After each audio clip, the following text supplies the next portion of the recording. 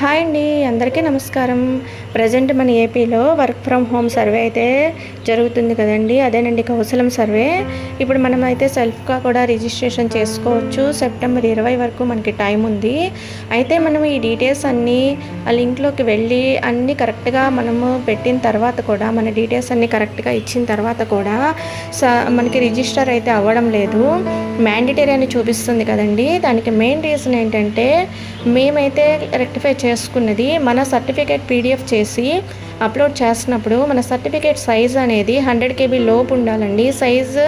File size అనేది పెద్దగా ఉండడం వల్ల తీసుకోవడం లేదు, మ్యాండేటరీ అని చూపిస్తుంది.